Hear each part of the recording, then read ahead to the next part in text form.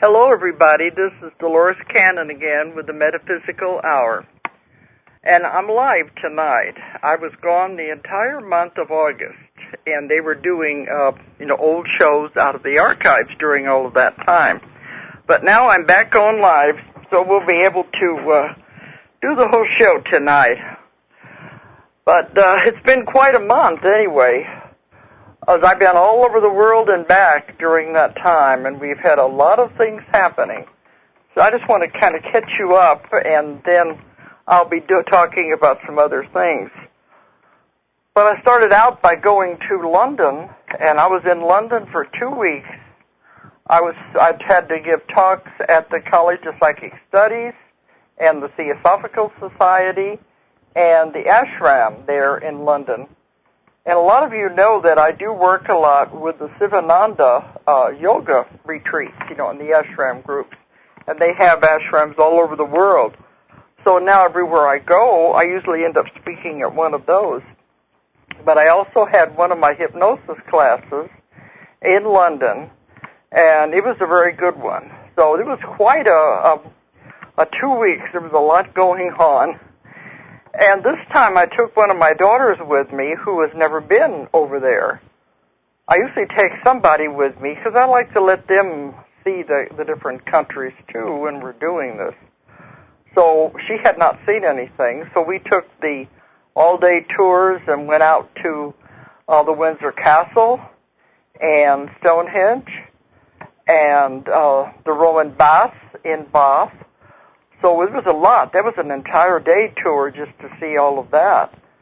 And I've seen these things before, but I wanted her to be able to see these. And then we also did the tour of the Tower of London so she could see the crown jewels. And then the trip down the River Thames. I really like London. I go there sometimes once a year anyway, and it's one of my favorite cities. It's very... I don't know what you would call it. Every city I go to seems to have a different kind of an energy. London has a very good energy as far as I'm concerned. I'm very compatible with it. And it seems to be very relaxing when I go there, even though it's very noisy. It has the big city atmosphere, but it's a different kind of an energy for me anyway. And then I had to go on to Paris. And that's the first time I'd been there. And we decided this time we were going to do something different. Instead of flying to Paris, we took the channel. And, that's the tunnel that they built underneath the water from London going over to Paris, over to France. And I've never done that before. But we found out that it was cheaper to do that, to take the train, than it was to take the airplane. And it takes about the same amount of time. One thing I liked, you didn't have all the waiting around in the airports like you usually do. Sitting in the train station was much faster. You could get on the train quicker. The whole thing seemed to move faster. And I've been told that the train that goes through that is the fastest train in the world. I don't know if that's true or not, but... when they built it, it was supposed to be a really quick way to get from London over to France anyway. And the tunnel has only been open for a couple of years. So this was the first time we were able to do that. A lot of people kept telling me, well, I wouldn't want to do that. I wouldn't want to be under the water, traveling under the water that long. But the amazing thing is, when you're on that train, you don't even realize you're underneath the water. It's a 2-hour train ride, but we was thinking only about 20 minutes of it was underneath the ocean. And it was just dark, like going through a tunnel, but you didn't really notice anything was different. So there wasn't even a chance to get worried about it or get scared. I think it's probably a lot worse when you go through the Big Dig up in Boston. When that opened up, they had a lot of leakage from the water when it went underneath the river. This seemed to me to be a whole lot safer. So we took the channel, and we ended up in Paris, and I had to go outside of Paris to one of the ashrams there in France to do several talks. And after all of the activity and the noise in London, I told my daughter, I said, when we get out to the ashram, it's going to be quiet. We won't have all this big city noise. And that was true. When we got out there at the Sivananda ashram, it's out by Orleans. It was quiet. It was peaceful. We're out in the country. And I don't know, the yoga retreats are just so wonderful and restful. They kind of give you a break that way. So I really like to work with the Swamis. They're very good people. So we were there for, almost a week doing talks. And while we were there, they took us to this castle. It's, I'm trying to think exactly where it would be, but it would be between Orleans and Paris. But it's a big castle, and it was the home of King Louis XIV. The thing was huge, and it's been kept up. They said it dates back to the Renaissance, and it's been kept up, and it's in perfect condition, and it's arranged like they have furniture and everything in there from the time period, and it's a real tourist attraction. There were lots of people when we went there that day, and you can see everything just the way it looked during the time when these people were living there. When they would come out, they said when the king would come out from Paris, this would be like a country home, and he'd stay out there. My daughter said the one thing she thought was unusual is they actually allowed you to touch things. And London, you know, when you go into Windsor Castle and all the other places, they won't let you near anything. There's usually barriers to keep you away from furniture or tapestries or anything like that. But in this one, you were actually allowed to touch things, which seemed different. But there was one guide who was talking to us, and she said that back when this was going on, the king would have about 160 people would come to him with him whenever he would go out there. We have a long train of wagons and horses pulling everything when he would go out to the castle. And she said they took all of the furniture with them. Everything that was used in the castle was taken each time he went there. And I don't know how many months he would stay there, but when he would leave, all of the furniture and everything in the castle was loaded up and taken back to Paris. That would have been quite a job. No wonder they had to have 160 people come with them just to pick up these things and load them up in the wagons and take them back. They said they did that because the only time there was any people in the castle was when the king was there. When he would leave, the place would be empty. So they just had to pick up everything and take it back. So every time he would come, he had these long lines of wagons and carriages and horses, and you could see the tree-lined roads that they would have come down, bring all these things in, and then when he gets ready to leave, they just load the whole thing up and take it back. So I guess you can do that if you're a king. But I thought that was an interesting little note of history when we were there. But after France, then I had to go to Moscow. Now, I've been to Moscow twice before, and I've given a class there, and I was going back to meet with some of the people that I had done the class with before, and also to speak at an international conference they had in Moscow. So I was there on business anyway, and there was a lot of other things we were going to do. So here we wound up in Moscow. I have this wonderful girl, her name is Julia, who is, my daughter's name is Julia too, but this one is our translator. And she's a really wonderful girl. And every time I go to Moscow, I always get the same translator, and she knows us very well. And she knows metaphysics, and she knows about the books. So it's a lot easier for her to translate because she knows what it's all about. And she also translated my class when I gave it over there 2 years ago. So she was with us the entire time we were there.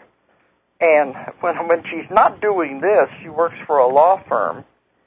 But this kind of gives her time off, too, away from the business part, just to hang out with us and take us and show us around. So I wanted her to take my daughter, Julia, down to the Red Square. I'd been there before, but I wanted Julia to see all these things. So it was really nice the whole time we were there. I now have 2 publishers in Russia, so I met with the second one. And the Nostradamus books are now out. The first one is in print over there in Russian, and the other 2 are coming out in the next few months. And we have contracts that are going to publish just about all of my books in Russia. The first publisher has 2 of them already done. So that means I will be going back over there a lot because there's a lot more things happening for me in Russia. It just seems so strange to be going into these countries like that. As I said, they have different energies. And my daughter didn't really feel comfortable in Paris. She said it had a different kind of an energy. Now, Moscow is a beautiful, wonderful city, a very modern city, even though it has these ancient buildings. And the people there are very nice, but it has more of a chaotic type of energy, rather like New York. If you go to New York, it has an energy that's very busy and, chaotic. Everybody's rushing everywhere. And it's that kind of an intense energy like New York. That's the energy that I feel when I go to Moscow. It's not as laid back or, I don't want to say quiet and relaxing isn't a good term for London either, but it's just a different type of energy between the English and the Russians. So, and one thing that I find difficult is, when you go there, there's no English anywhere. Nobody speaks English, and your ears are bombarded by all of this foreign language. And I said at meetings where I was meeting with different people who want to do some work with me, and I said my brain was turning to mush. There was nothing it could relate to because there's not a single word that we can associate with the English language. And also, whenever you get into any country that doesn't have the Romance languages, like the Cyrillic alphabets in those parts of the world, you can't even read signs. You can't, there's nothing to relate to, nothing in English at all. I've learned now to pick up what some of the signs mean for different buildings like restaurants and things like that. But it's totally out of your element. So I really think I admire these people when they come from those countries and come here and have to learn our language because it's just so totally different. I've learned some other languages enough to get around, but I think Russian would be very difficult. So I can appreciate what those people go through when they try to learn ours. Because you may not know it, but English is the most difficult language in the world with the Romance language, the Romance alphabet. It's the most difficult language, mostly because of our pronunciation. The most difficult language of all is Japanese and Chinese because of all the different characters you have to learn and all the different pronunciations. But the ones that have the alphabet like we use, the Romance language, English is the hardest to learn. Spanish is the easiest. So I admire anyone who comes and tries to learn English. Nobody should ever make fun of anyone just because they have accents or make mistakes in the wording and the pronunciation, because it is really difficult to master. I told one of my grandsons that it's the most difficult language in the world, and he says, I don't think so, I can talk it.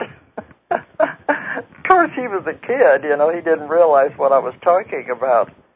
But to try to go and learn it with all of the strange pronunciations we put into it, it's not easy. So when I go to those countries and I have to listen and your brain is trying to decipher something, and it can't get anything out of it. It's, I said my brain was turning to mush anyway. So we had meetings over there with the different publishers and talked about a lot of things that they're wanting to do. And now something else important is happening over there in Moscow.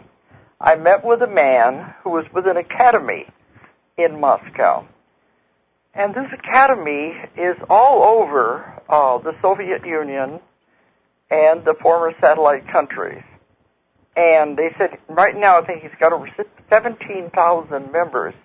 This is an academy that is teaching alternative healing and natural medicines and the herbals and all of the things that I'm really interested in and that I'm working with.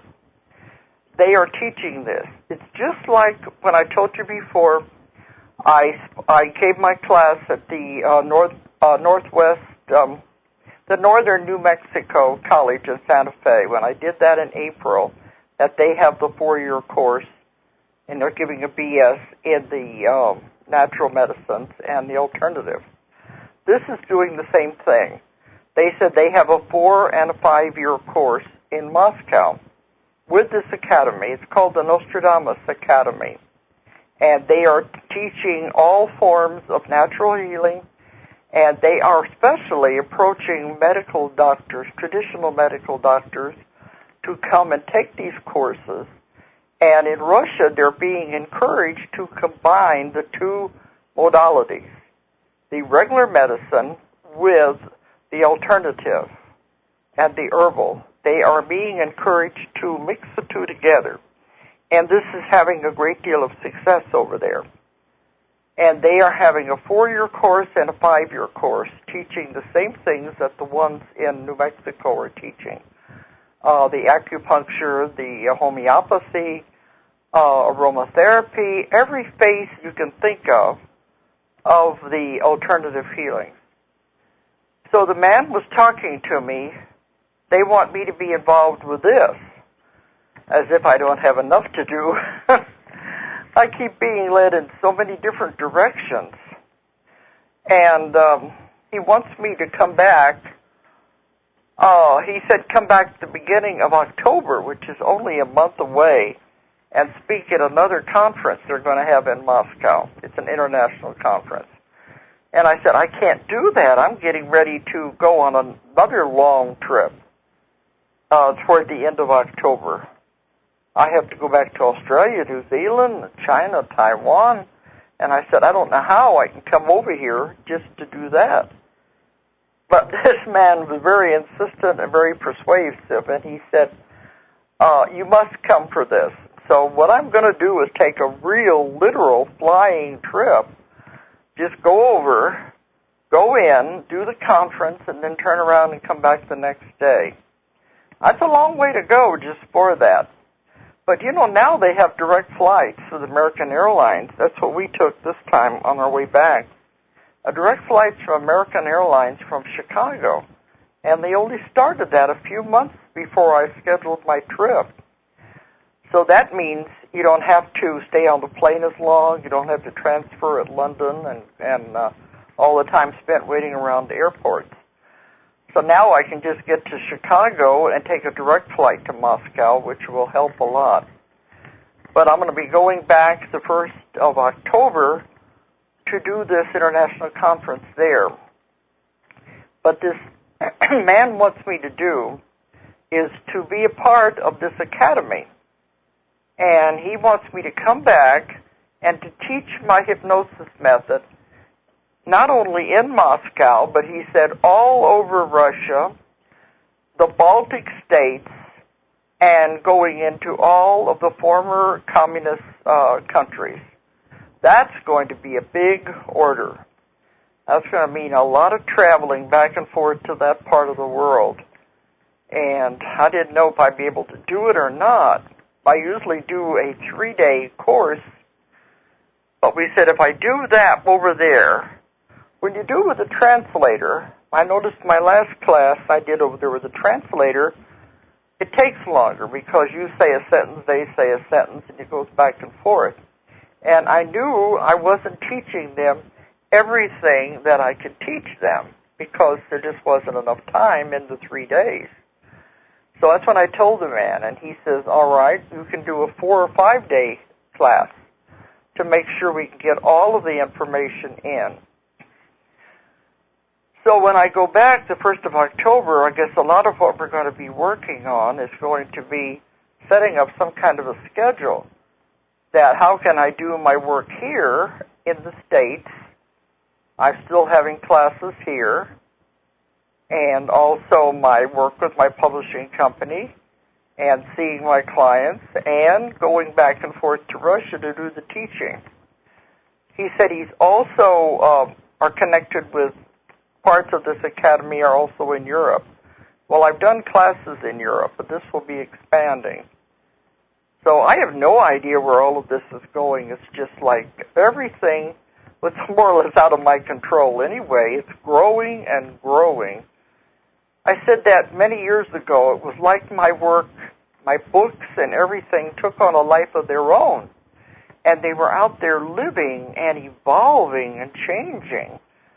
Just the way you let a child go. And when the child goes and grows up and does its own thing and goes on its own, it begins to create a life of its own. And that's why I feel my work is done. It's gone way beyond anything I could have ever envisioned when I started this whole thing. So I'll find out more when I go back. But they're going to be getting me a permanent teaching visa so I can be able to go back and forth. So I guess next year is going to be busy, and it's going to be a totally different type of busy than I've had in the past. People tell me, well, I've never known a time that you weren't busy, that you weren't doing something. So anyway, this is what's in the works right now. So I just got back the first of this week from Moscow after being gone the whole month. I'm barely getting over jet lag when it was Tuesday morning, or, Monday night, Labor Day night, and Tuesday morning. I was on the Coast to Coast radio show. And I've done this many times in the past. I've done whenever Art Bell was doing it. I did it when Mike Siegel was doing it.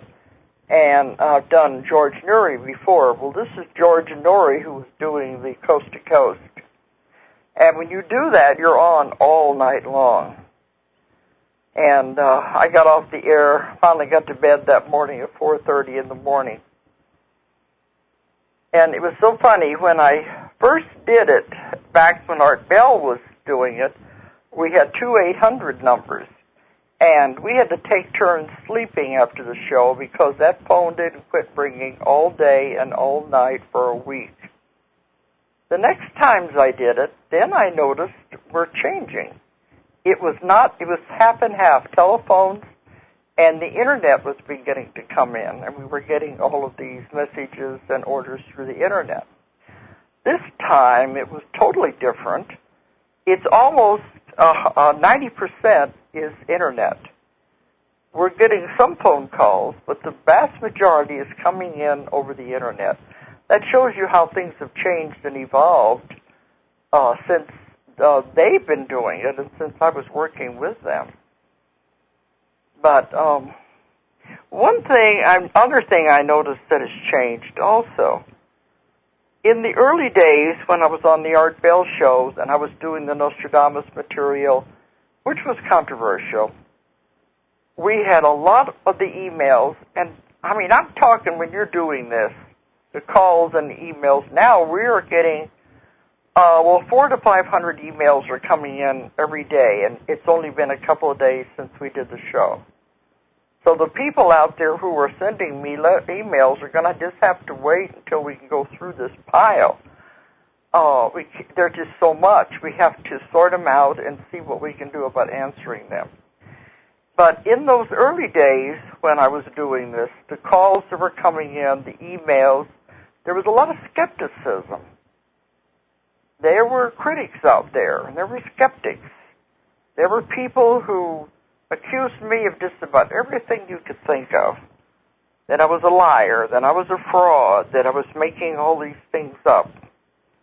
I've had some people tell me, they said, well, you must be the best fiction writer in the world to have made all these stories up that you write about. I said, if you can show me how in the world I could make these things up, I would really be glad to know. But in those early days, there was a lot of skepticism because they couldn't understand what I was doing and how I was getting my information. This time, I was really surprised. We're not getting the skepticism. We're not getting the criticism. The people who are writing in and calling are very much into these things. I mean, that's showing a change in the mindset, that the people's minds are getting used to these things now, these concepts, the New Age, or whatever you want to call it. But they're no longer doubting it, they're accepting it. Out of all of these hundreds and hundreds of emails that we've been getting, I've had 3, I think, is all I've had that were negative. And I don't think that's bad odds at all compared to the way it was in the beginning. In those days, I had to brace myself and just tell myself, you can't take this personally. These people are entitled to their own opinions, and I respect that. When I'm doing a lecture, if I get someone in the audience that wants to argue with me and give me a hard time, I usually just say, I respect your opinion, and then I go on, because you're not going to win anything, and everybody is entitled to their own beliefs and their own opinions. So I respect that. But this time, things are different, and I think it's a good sign.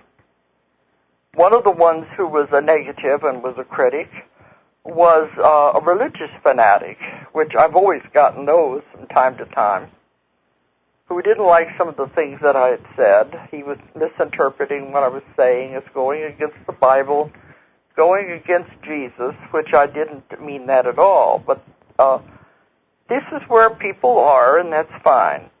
And if he misinterpreted what I was saying, that's okay. So that was one of them. And there was another one that said, are you a phony or are you a Satanist? And that one I had to laugh. How can they accuse you of being a Satanist when all I ever talk about in my books and on my show is love, and how you can change the world with love? Love is the greatest power there is. If everyone knew these things and understood the rules of reincarnation and knew the real power of love, there wouldn't be any wars, there wouldn't be any violence. This is what I've been talking about at my lectures and in my books and on this radio show now for almost 3 years. So how can somebody say I'm a Satanist when that's what I'm focusing on? But here again, they're entitled to their opinion. This is what they want to believe. I don't argue with people because it's only a wasted effort. So that was one of them. Let's see. There's another man who just totally misunderstood everything. He may have come in the middle of the show or toward the end. Maybe they get a sentence or a part of it and don't really understand what you're trying to say. But the vast majority of the responses have been extremely positive. One thing I thought was interesting, even the people that were calling in when I was on the air, I said, these young people weren't even alive when I started my work. And they're in their 20s. And they got it. They understand it. And they said, this is what I believe. This is what I know this is true. And the ones who called in, their parents were right there with them, and they said, yes, we all believe the same way about how the world is changing, how everything is different, and how these young people that are coming in are different. They are the hope of the world. And here we're getting all these young people who were calling in, and a lot of them were emailing, saying, yes, I understand that this is what I believe, this is what I think, but you can't tell people these things because they don't understand. I see a totally different type of audience here than there was 20 years ago. Maybe this is good. Things are changing. People are beginning to get it. They're beginning to understand what it's really all about. We have to get away from the violence. We've got to get away from the wars. We have to go toward love and understanding. And they're beginning to get this. And if this is the way it's going, then it's a good thing. There is hope for the world.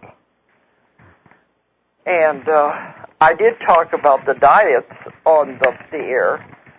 That's what I was thinking. In the time I've got left, I could go into some of these things. Some of these things I haven't brought up on my show. I don't think I have. Can you imagine doing 3 years of shows and trying to remember everything you talked about and everything you said? Be pretty hard, be pretty impossible. But main thing I've been lecturing on now all over the world is about the new earth and the way things are changing, the changing of the vibrations and the frequencies. And on the air the other night with George Nuri, we covered so many different topics, all the things that are in my books. We didn't cover them all because they're just too much, but we did a wide range. And that was what I liked. The people understood all of this, that we were able to cover such a wide range of topics. Now, in order to understand the new earth and the coming changes, that we're right in the middle of these changes right now, in order to understand this, you have to know about dimensions. Now, when I've talked about dimensions at my lectures, it depends on where you are in your development. I'm finding out these young people are really ahead of us now, ahead of the normal people out there. They understand a lot more than you give them credit for. Okay. Dimensions. We think this world right here and everything we can see and touch around us is all there is. That's not true. Everything is an illusion anyway. But there are many, many different dimensions around us all the time. We can't see them because they're vibrating at different frequencies and different speeds. Now, the scientists keep saying there are 4 dimensions, 5 dimensions. I've heard some of them say, oh, now we're thinking maybe there's 10 or 12. They are really limiting themselves because there is innumerable dimensions. They go into infinity. There are so many. They are limiting themselves to what they can number and count and understand, when a lot of this is way beyond anybody's understanding. That's the difference. That's the problem. These dimensions are all around us all the time. They're vibrating at different frequencies. And some of these dimensions, there's cities, there's people, there's different whole worlds in these other dimensions. We can't see them because of the vibration and the frequency. It's just like when you see a fan blade or a propeller blade. When it speeds up, it becomes invisible because it is going so fast. That's the way the other dimensions around us are. They are vibrating at a much faster frequency.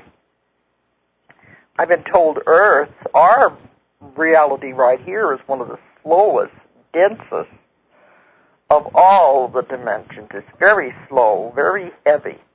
The ETs don't like to come into this dimension at all because it hurts them. It weighs them down, and they'd rather not do it.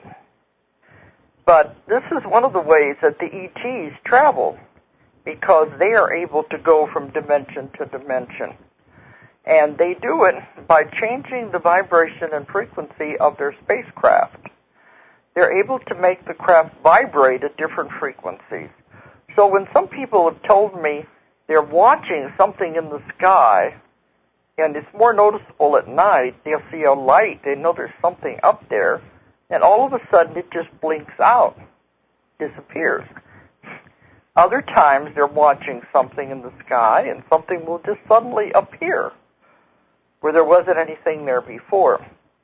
All that has happened was that the object, if it was a spaceship, has increased the vibration and the frequency of the craft, and it has moved into the other dimension, and it disappears. The same thing happens when it comes into our dimension, our reality.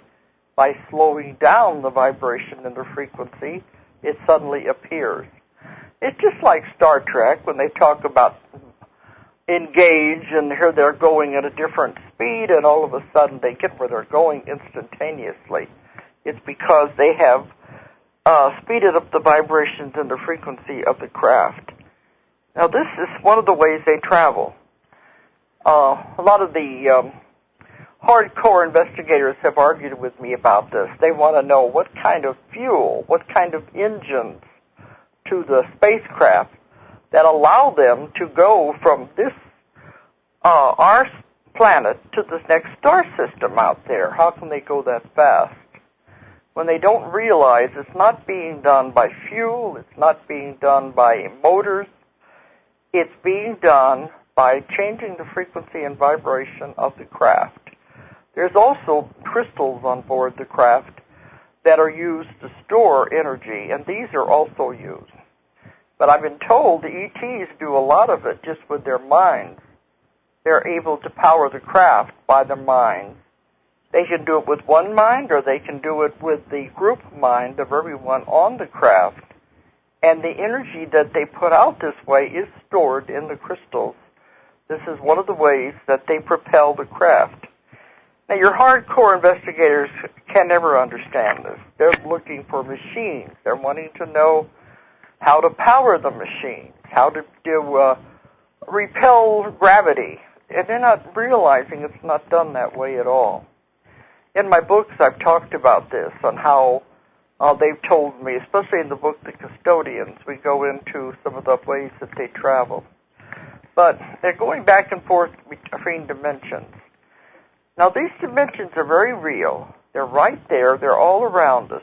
We are going in and out of these dimensions constantly. We're just not aware of it. It is, we don't realize it when it happens. It's not something dramatic that will call your attention to it.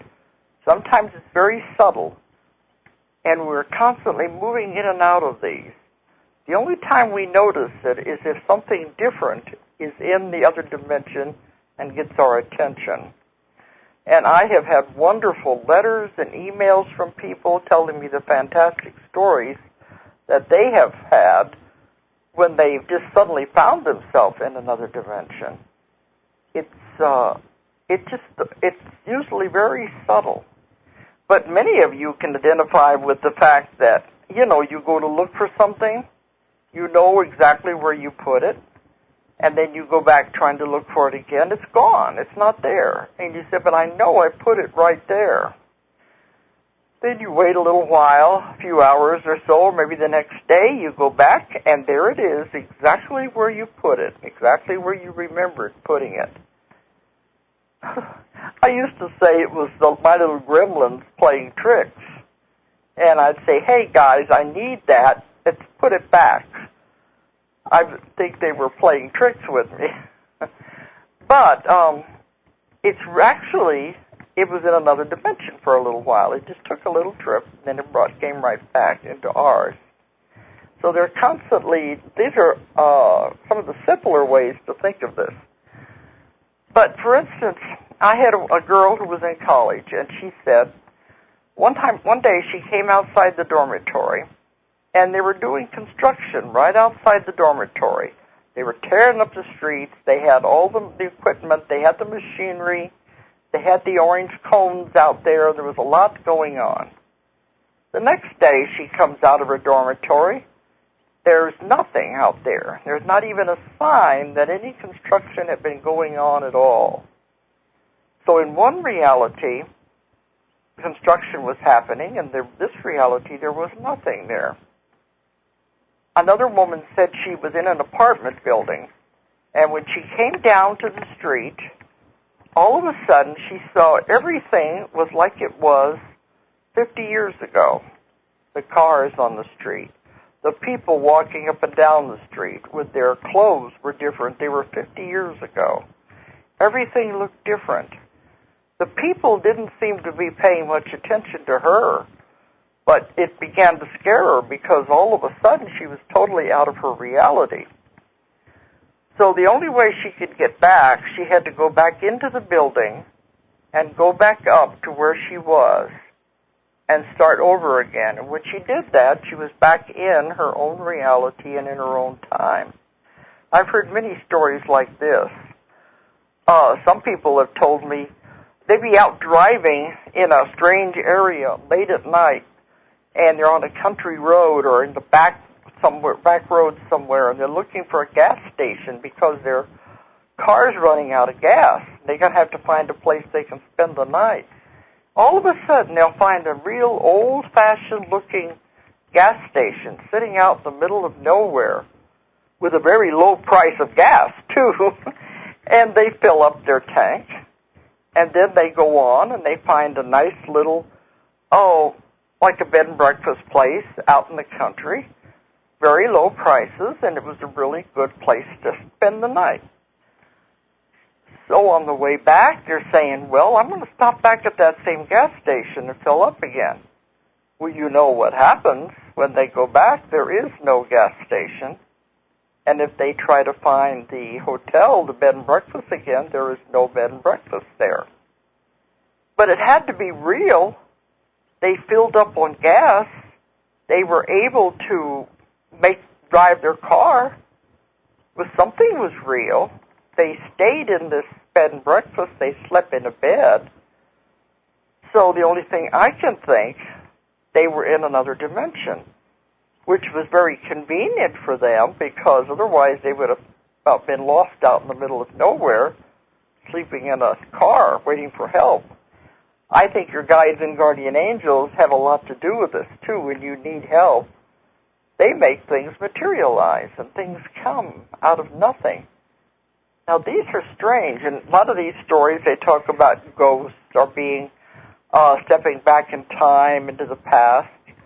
Well, in my work, we found out that everything is the past, present, future is all the same anyway. It's all existing at the same time. So what's the difference? It's all just existing in different dimensions. Everything that has ever happened and everything that will happen are in these other dimensions. So we're able to go back and forth without even realizing it. So what is real? Is anything real? They say everything is an illusion anyway. But it's enough to get your attention anyway. I had another woman who told me, she came for a session, and she said, one of her questions, she was out jogging in Florida, and she's running down the street, and this is a city street in the subdivision. And down a few blocks ahead of her, she saw what looked like an airplane, an airliner, coming in so close to the ground that she could see it in among the trees. She could see the tail of the airliner. And she said, oh my gosh, it's crashing. And she ran all the way back to her house, turned on the news. Of course, there wasn't a word about it anywhere. And so one of her questions and for the session, she wanted to know what happened that day. What was that? What did she see? So during the session, I asked the question, and they, and you know who they are if you listen to my show enough and read my books, they said, while she was out jogging, she had entered another dimension. That's how subtle it is. You don't even know the difference. And in the other dimension, there was an airport over there a few blocks away. and all she saw was the airliner landing. But in her dimension, there was not an airport over there. Strange. There's a lot of these strange things that happen. I guess I hear more of it because I'm out there in the public. My books are these kinds of people are always telling me stories. They're always sending me stories. Another strange one that I did have a problem trying to answer, a man said he went out to the airport, was watching the jets take off. As he watched this jet take off, it went forward in the air, then it went backwards, then it went forwards, and it went backwards, and then it went forward again before it took off. It was up in the sky. And then he watched, and another jet did the same thing. Took off. As it got in the sky, it went backwards and forwards again before it took off. And he said, you know, jets don't do that. Well, also, the clouds in the sky were doing the same thing, moving backwards and forwards. He went out on the street, watched the cars. The cars were doing the same thing, backwards and forwards. And, you know, this is, a car could do it a lot easier than a jet could, but this is not the way things operate. So in his email, he wanted to know what was going on. What was that all about? And the only answer I could come up with was that he may have been at a juncture where the two dimensions had not quite settled down and become solid to where they were joining or just meeting, and they were not quite in one or the other. Rather strange explanation, but that's the only thing I could come up with at the time. Of course, I'm still learning. There's a lot I don't know. But that's one example. But the best example that I like to give, and I say it at my lectures, and the other night I told it on the Coast to Coast show because it had to do with that show, was the last time I was on that show, I got this email afterwards, and it was from this woman, and she said there was 3 women, and they always listen to the Coast to Coast every night. But because it's on so late, they couldn't stay up. They had one of these long-playing tapes, and they always set the machine so that it would record the show at a slow-playing tape all night long. Then the next day, they could listen to the show. Well, the next morning, she gets up to listen to the show. The show wasn't on there, my show. Instead, it was a sports game. She called the radio station, and they said, oh, we're not broadcasting Coast to Coast anymore, and we don't care how many people protest. We're just not going to broadcast it anymore. So she called her friend. Her friend had recorded the show. She got the same results. Instead of getting my show, she got this sports game. The third woman, on her tape player, recorded my show.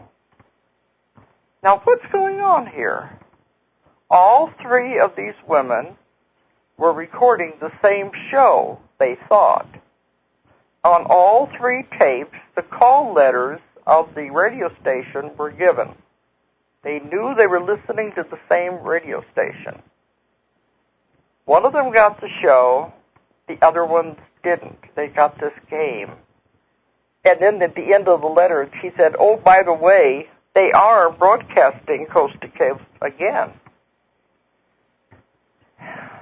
The only thing I could think of was there was 2 dimensions here. In one of those dimensions, the show didn't exist.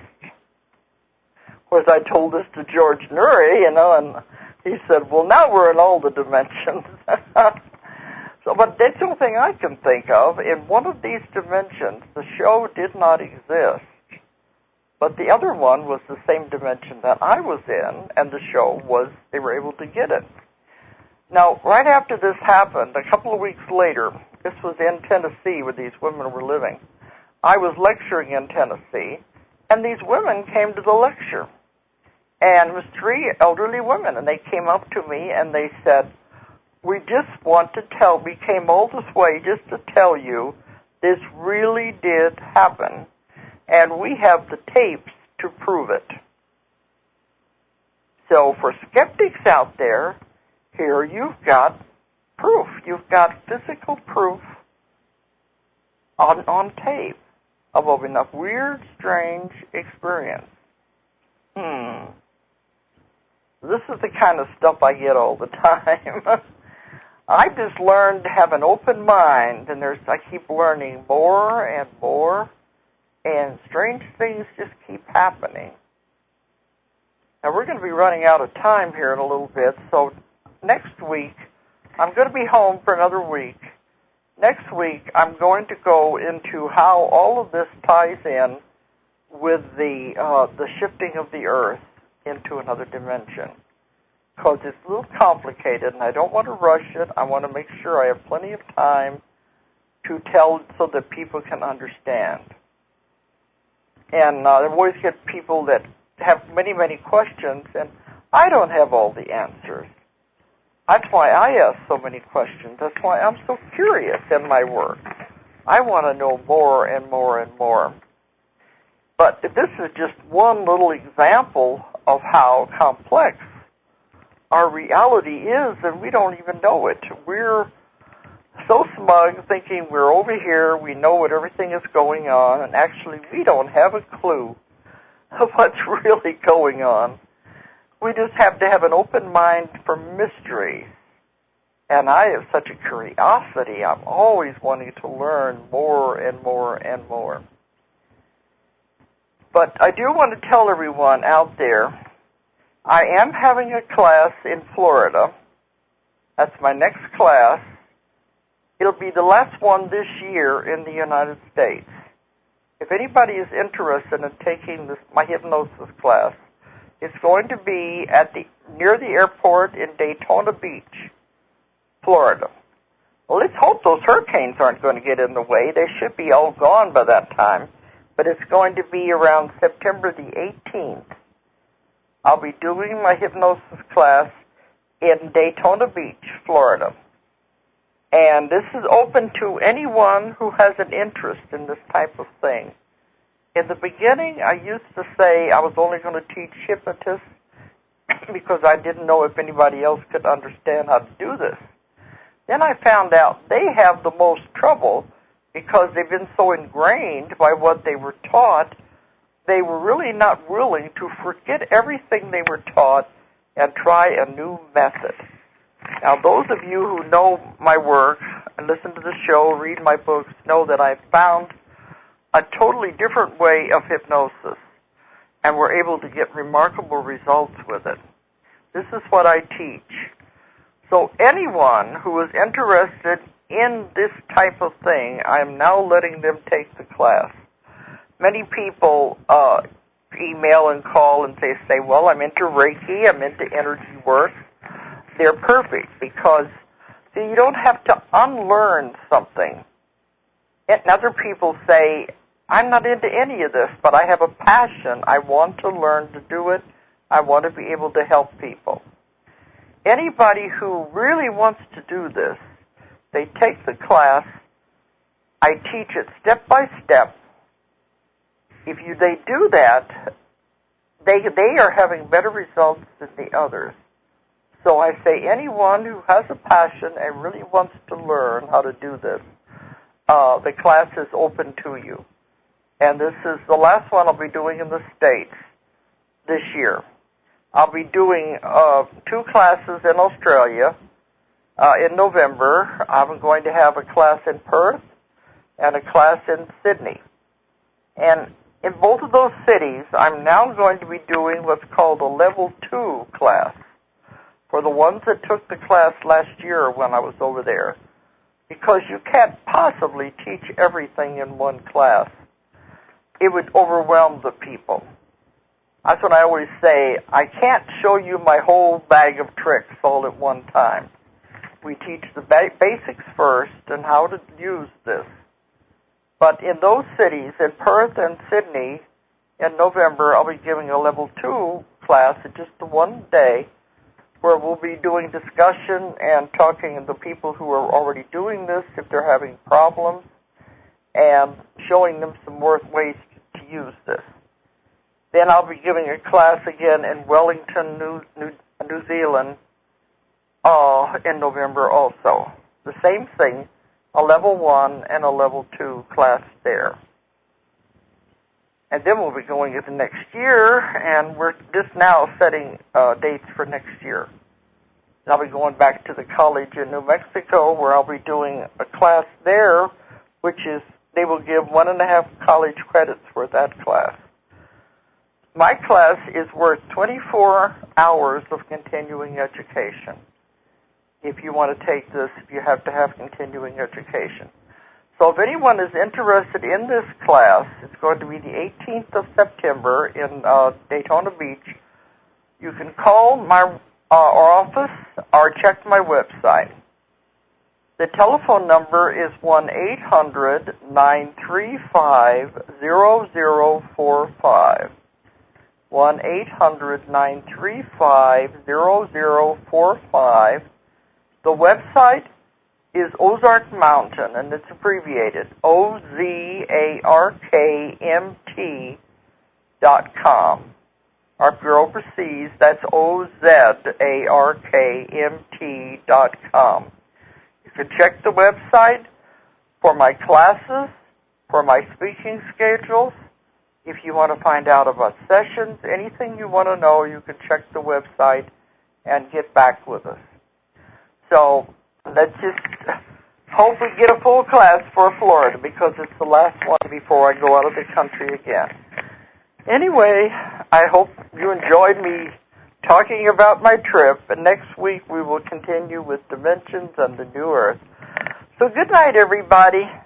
If you enjoyed the show, check out more of our other videos and be sure to subscribe and click the like button. Thank you for listening to the Metaphysical Hour with Dolores Cannon.